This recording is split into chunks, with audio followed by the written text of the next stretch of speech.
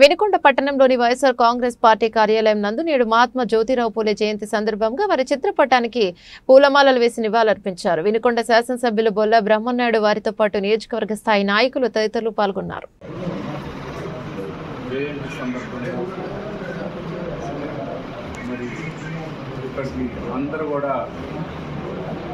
YSR Congress party నాయకులు, కార్యకర్తలు, అభిమానులు, జ్యోతిరావు గారి అభిమానులు, మా బీసీ సోదరులు అందరూ కూడా ఈరోజు ఆయనకి ఘనంగా ఆయన జయంతి వేడుకల్లో పాల్గొని ఘనంగా అవార్డులు ప్రతి ఒక్కరికి పేరు పేరున హృదయపూర్వక కృతజ్ఞతలు. ఈరోజు అలాంటి మహానుభావుల త్యాగ ఫలమే ఈరోజు మనం సభ్యత, సంస్కారం, చదువులు అవన్నీ కూడా అలవాటు చేసుకున్నామంటే వారి లాంటి వాళ్ళ సూచనలు, వాళ్ళ సలహాలు, వాళ్ళ అభిప్రాయాలు, వాళ్ళ ఇచ్చినటువంటి సభ్యత మనకి. అలాంటి మహానుభావుల్ని ఎప్పుడూ తలుసుకోవాల్సిందే. ఈనాడు బీసీలంటే గతంలో ఎందరో అన్ని విధాల వాళ్ళకి ఎట్టి సేకరి చేపించుకున్న పరిస్థితి చూశారు. ఇవాళ బీసీలంటే మాకు ఓట్లేసే యంత్రాలలాగా చూసినటువంటి వాళ్ళు ఉన్నారు. ఆ రోజు తెలుగుదేశం పార్టీలో 83 నుంచి కూడా బీసీలు తెలుగుదేశం పార్టీకి ఎన్నుగాసినటువంటి పరిస్థితి. ఆనాటి నుంచి వాళ్ళని ఓట్లేసే యంత్రాల్లాగానే ఉపయోగించుకున్నారు. కానీ వాళ్ళకి ఎక్కడ కూడా అధికారంలో కానీ ఎక్కడ అవకాశం కల్పించకుండా, ఎక్కడ కూడా ప్రాతినిధ్యం ఇవ్వకుండా, ఎక్కడ కూడా వాళ్ళకి కనీసం ఒక బీసీగా గుర్తింపు ఆ పార్టీలో కనిపించాల. ఈరోజు మన గౌరవ ముఖ్యమంత్రి జగన్మోహన్ రెడ్డి గారు అన్ని విధాల బీసీ సోదరులకి, బీసీలకి పెద్దపేటేసి అన్ని విధాల వాళ్ళని ఇవాళ మంత్రులుగా, ఎంపీలుగా, మరి ఎమ్మెల్యేలుగా, పేదవాళ్ళను కూడా ఎమ్మెల్యేలుగా చేశాడు. మరి మీరందరూ చూశారు. అలాంటి మహానుభావుడు జగన్మోహన్ రెడ్డి. జగన్మోహన్ రెడ్డి గారంటే పేదల పట్ల ఆయన ఒక అంకిత భావంతో పనిచేసే మనిషే ఆ ముఖ్యమంత్రి జగన్మోహన్ రెడ్డి గారు.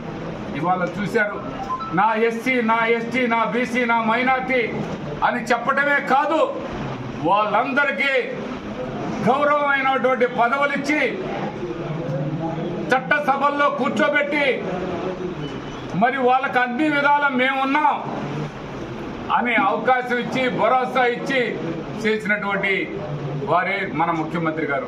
ఇవాళ ఎస్సీలు ఉన్నారు, ఎస్సీలకి ఉప ముఖ్యమంత్రి ఇచ్చాడు, హోమ్ మినిస్టర్ ఇచ్చాడు.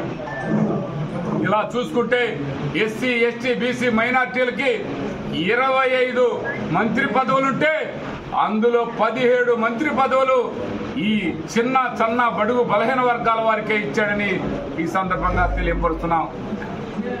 మరి మీరొక్కటే తెలుసుకోవాలి, ఒక ఎస్సీ సోదరుడు, ఒక టిప్పర్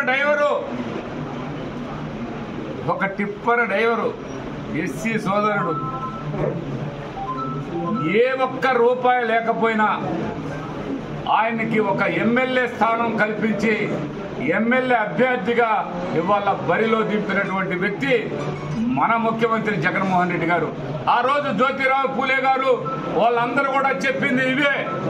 అందరికీ అవకాశం ఉండాలి, సమానత్వం కావాలి, అందరూ చదువుకోవాలి, అందరూ రాజ్యాంగంలో భాగస్వాములు కావాలి, రాజ్యాంగ పరిధిలో అందరూ ఉండాలి, ఒక్క ఓసీలు, ఒక్క అగ్ర కులాలకు చెందిన వాళ్ళే కాదు అందరూ ఉండాలని చెప్పినటువంటి వ్యక్తి మరి ఇలాంటి మహానుభావులు అలా కల్పిస్తున్నటువంటి వ్యక్తి ఈనాడు జగన్మోహన్ రెడ్డి గారు. జగన్మోహన్ రెడ్డి గారు ఆ టిప్పర్ డ్రైవర్ని ఇవాళ చట్టసభకు పంపిస్తుంటే అదే చంద్రబాబు నాయుడు గారు ఆయన కనిపించకుండానే వారి అహంకారాలు బయటపడుతుంటాయి. మేము పెద్దవాళ్ళమే, మేము పెద్ద కులం వాళ్ళమని చెప్పుకునే వాళ్ళు కొందరుంటారు.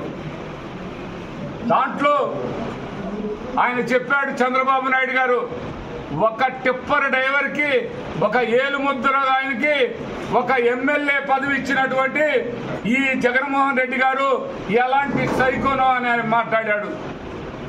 టిప్పర్ డ్రైవరే కానీ మనం రాజకీయాల కంటే కూడా అంతరాత్మను ఒకసారి పరిశీలన తీసుకోవాలి. ఎందుకంటే చంద్రబాబు నాయుడు గారు ఎప్పుడైనా ఒక పేదవాడికి ఒక టిప్పర్ డ్రైవరు అని ఆయనే చెప్పాడు. అలాంటి వాడికి ఆయన జీవితంలో ఆయన 40 సంవత్సరాల ఇండస్ట్రీలో ఎప్పుడన్నా చట్టసభలో సీట్ ఇచ్చాడా? ఒక ఎమ్మెల్యే పదవికి అభ్యర్థిగా ఎప్పుడన్నా ఆయన అవకాశం ఇచ్చాడా?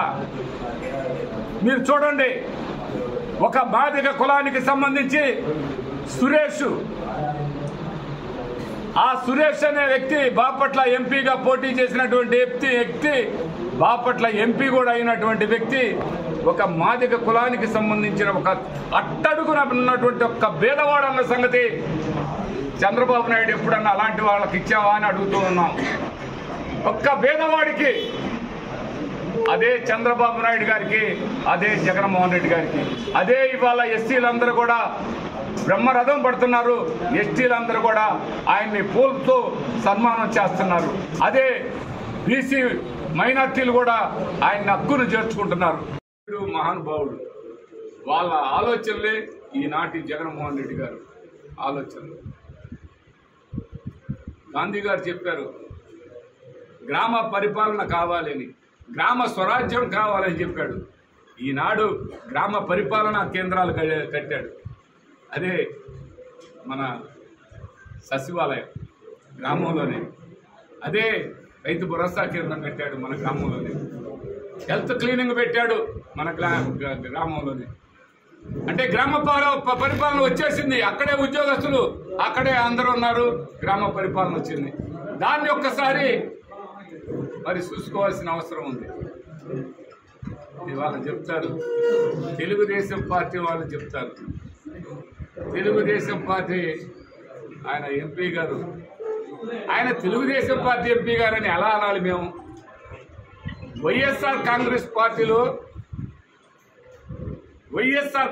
పార్టీ ప్రతి ఒక్క నాయకుడు, ప్రతి ఒక్క కార్యకర్త, ప్రతి ఒక్క అభిమాని, జగన్మోహన్ రెడ్డి గారి అభిమాని ఫ్యాను గుర్తుకి ఓటేసి నీకు ఎంపీ చేస్తే ఇవాళ నువ్వు తెలుగుదేశం ఎంపీనని చెప్పుకుంటుంటే నీకు కనీసం సిగ్గు అనిపించట్లేదా అని అడుగుతూ ఉన్నావు. మమ్మల్ని అందరూ నోరు బారేసుకుంటున్నావు అంటున్నావు. నువ్వు నీ మనసే బారేసుకున్నావు. నువ్వే అంటే నిన్ను ఏమనాలి, నీ ఆలోచనని నువ్వు మారావు, నీ బ్రతుకును మార్చావు, నీ ఆలోచన మార్చావు. నీ ఆలోచన విధానాలు ఇవన్నీ వైఎస్ఆర్ కాంగ్రెస్ పార్టీ కార్యకర్తలు, అభిమానులు నీకు ఓట్లేసి నిన్ను ఎంపీ చేస్తే ఇవాళ అవన్నీ నేను చేశానని చెప్తావు.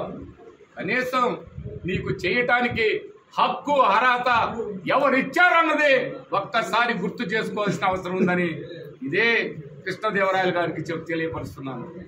అయ్యా కృష్ణదేవరాయలు గారు, నువ్వు వైఎస్ఆర్ కాంగ్రెస్ పార్టీలో నువ్వు గెలిచి వైఎస్ఆర్ ప్రాణ గుర్తుపై గెలిచి వైఎస్ఆర్ ప్రభుత్వంలో పనిచేసినవి నేను చెబుతున్నావు. నీకు కనీసం మనసు బాధ అనిపించలేదా అని అడుగుతూ ఉన్నాం. ఇవాళ అన్ని నేనే చేశానంటున్నావు.